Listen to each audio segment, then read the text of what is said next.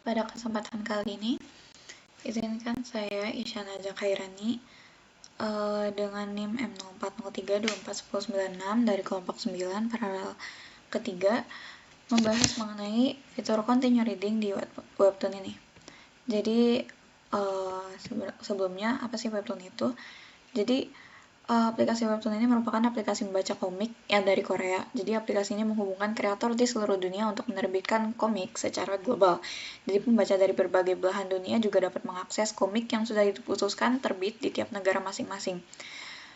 Nah, sudah lama saya menyadari bahwa aplikasi ini di tiap update memiliki beberapa perubahan lokasi. Lokasi apa? Jadi dia tuh lokasi dari badge icon atau apalah gitu. Jadi dia bentukannya tuh lumayan berbeda gitu. Nah, aplikasi ini tuh juga punya fitur yang anehnya beda-beda kalau misalnya kita ngubah di peraturan bahasanya. Tapi kali ini saya akan fokus sama penggunaan fitur aplikasi yang tersedia dalam pengaturan bahasa Indonesia. Di kali ini saya akan mau fokus membahas mengenai task melanjutkan bacaan terakhir atau continue reading. Jadi task ini tuh akan dilakukan seorang pengguna kalau misalkan seorang pengguna ini sudah pernah menggunakan aplikasi sebelumnya dan dia mau melanjutkan komik yang chapternya belum dia baca atau baru update di hari itu atau pokoknya belum dia baca aja. Nah, beberapa pengguna yang sudah bertahun-tahun menggunakan produk ini merasa bingung tiap ada perubahan baru. Jadi, pengguna kadang kesulitan mencari episode terakhir dari komik yang ingin dibaca. Kenapa? Karena pengguna harus terus beradaptasi dengan update dari webtoon yang mengubah layout. Dia juga harus menyelesaikan task yang memakan banyak waktu. Kenapa? Soalnya dia yang saya wawancari ya, berdasarkan yang saya wawancarai, mereka itu kan 19-20 tahun nih, dan mereka ini masih kuliah lah berarti. Pokoknya yang saya wawancari ini kuliah 19-20 tahun. Nah, mereka ini cuma punya waktu luang sedikit, nggak banyak karena tugasnya banyak, terus mereka tuntutan belajar juga. Jadi, di waktu yang sempit itu, misal kayak lagi istirahat atau lagi di perjalanan, misal di transportasi umum atau apa, mereka memakai waktu yang sebentar itu untuk membuka komik yang ingin mereka baca sebagai hiburan sementara aja. Nah, tapi karena mereka susah mencari ikonnya atau susah nyari jalannya menuju komik yang pengen mereka baca, jadi menyelesaikan tasnya itu butuh banyak waktu, sayangnya begitu. Nah, ya dari wawancara juga, jadi saya dapat kalau misalkan pengguna ini tuh harus ngelewatin alur yang panjang dan harus ngecek ulang dan harus cari di mana sih mereka harus buka komik, padahal mereka sebelumnya udah pernah buka komik. Nah, metode ideation yang digunakan adalah brainstorming terstruktur dengan panduan aturan, brainstorming standar, creative confidence, quantity before quality, visualize ideas, build on ideas of others, dan sebagainya. Brainstorming dilakukan mengacu pada pertanyaan HMW yang telah ditetapkan. Nah, ini dia masalahnya. Dari wawancaranya kan dia harus ngelewatin alur yang panjang. Kenapa? Soalnya pas kita buka tuh nggak direct kita bisa ngelanjutin bacaan. Ini tampilan aslinya ya. Jadi tampilan aslinya itu ini banner yang gede banget. Terus ini ada pilihan terbaik untukmu. Berarti ini rekomendasi. Ini iklan. Terus baru nge-scroll lagi dia baru ada lanjut baca.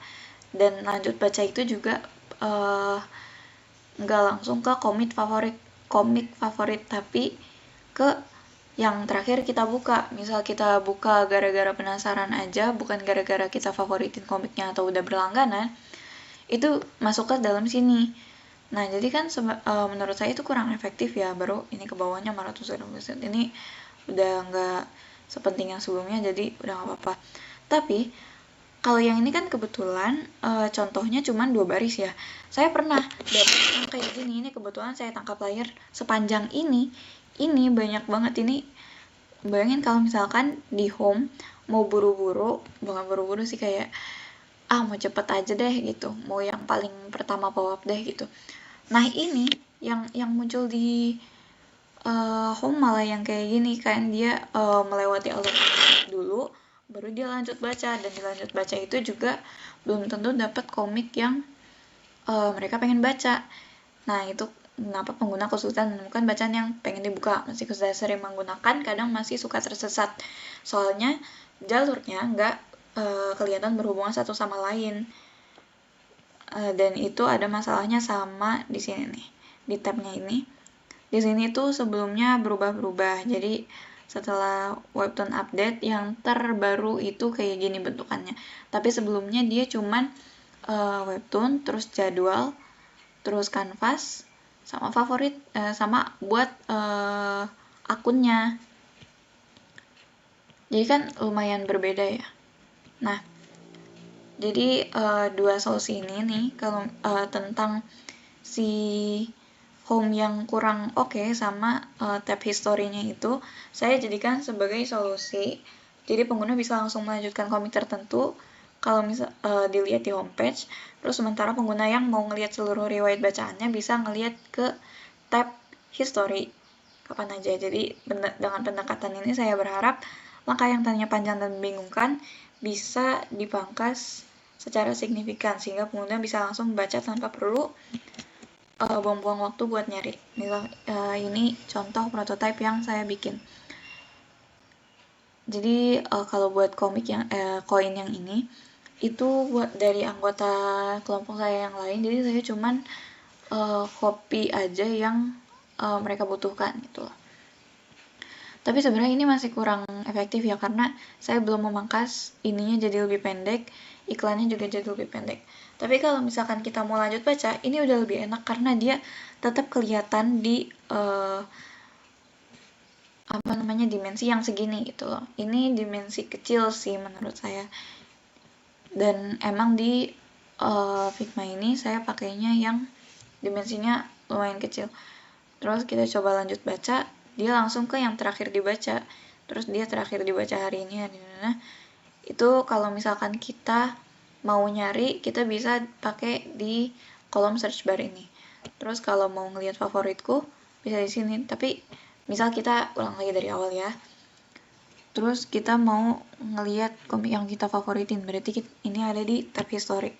Terus nanti dia langsung diarahin ke favorit. Nah ini dia yang kita favoritin dan kelihatan tuh tersisa 2 episode gratis, berarti dia ada 2. Nah di sini tulisannya terakhir dibuka episode 203.